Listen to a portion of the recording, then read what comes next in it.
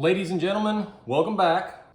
Talking today first because editing is a miracle and allows me to be more myself, so I can say whatever the I want. It's a pretty nifty little trick, little bleep. You just put it in there and then everything becomes okay and I can talk to y'all. So what I'm talking about today, hear a lot of comments and people saying if they continue to do the same tricks and you can't get to the top of the list, Rolex doesn't care about us. Kind of a two-pronged weapon there, isn't it? You got Rolex, the top manufacturer in the world of watches. Everybody loves them. Everybody wants them. Great history. You know, I've been watching a lot of creators and everybody knows Nico. Congratulations on the 1 million subscribers. And he kind of brought up an interesting point. He said, Rolex is no longer at the top of their game. They kind of do the same tricks over and over, and they don't give the consumers what they want. And in his recent video, he put them in the meh column, which I somewhat agree and disagree, because sure, a lot of you guys have heard it's lonely at the top, and it sure as fuck is, because you know why? Everybody wants to be at the top, but once you're at the top, you don't make rash decisions. Everything is methodically planned, and you do everything for a reason. And I don't believe that Rolex is going to, how do I put this? They're gonna jeopardize their credit and what they worked for years to throw a couple watches out there that people might not like. And that, I think, is the main issue at hand. People complain about the weights, and it is what it is. That's one thing that I'm gonna get to in a minute. That Rolex has gone to the meh category, that's another issue that I kind of don't feel it's accurate. They're trying to introduce new things. I almost harken this back to, what did everybody say when the Yachtmaster came out? Everybody complained, oh, it's kind of like just another Submariner. They're just throwing another watch in the line, and there were those complaints. Everybody loves the Yachtmaster now, but everybody still goes back to the Submariner. Once they introduced that line, I think Rolex knew there was no going back once they had gone forward with it and said, we introduced this new watch. And they tried to come up with something different. They came up with the Yachtmaster 2 afterwards. But at the same time you go, are they just gonna start throwing random watches out and going, hey, let's see if this one sticks, if this one's what people want, and it's a poor seller. And what's the first thing that's gonna happen? People are gonna go back and say, man, they made a shit watch. They threw a shit watch into their category and nobody wants to buy it, and we still want the other ones. So then where are they? Do they lose their top tier ranking because they started making shit watches all of a sudden? That's why it's kind of, I think, a little bit of an unfair comment.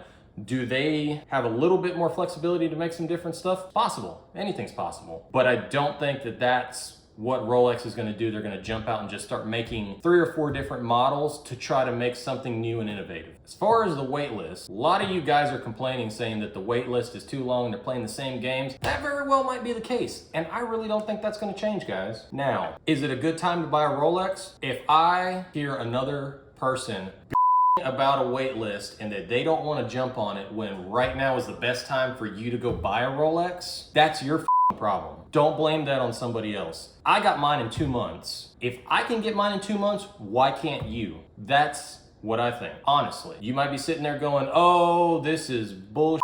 It's not gonna work that way. I've been waiting for 4 or 5 months or whatever. I was pretty persistent. I got mine in 2 months. There's people that have been waiting on that wait list for a couple years.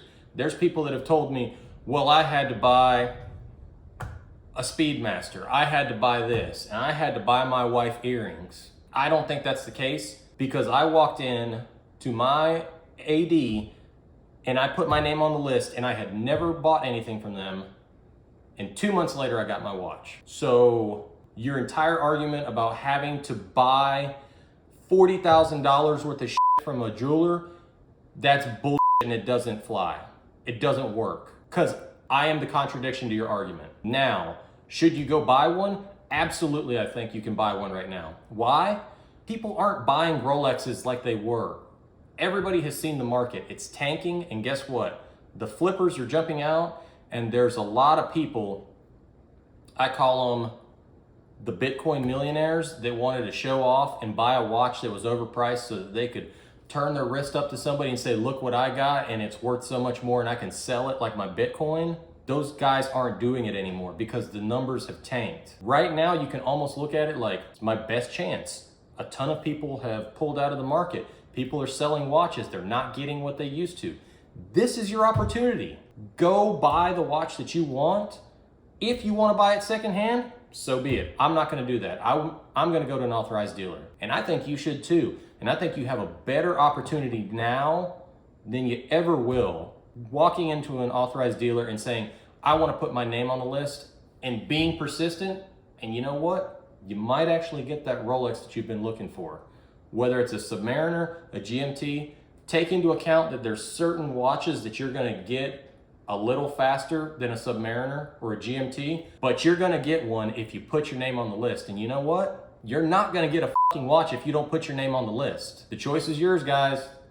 Do what you gotta do. If you want it bad enough, go out and get it. If you like it, the video, subscribe, give me a like. I appreciate every one of them. I will catch you guys on the next one.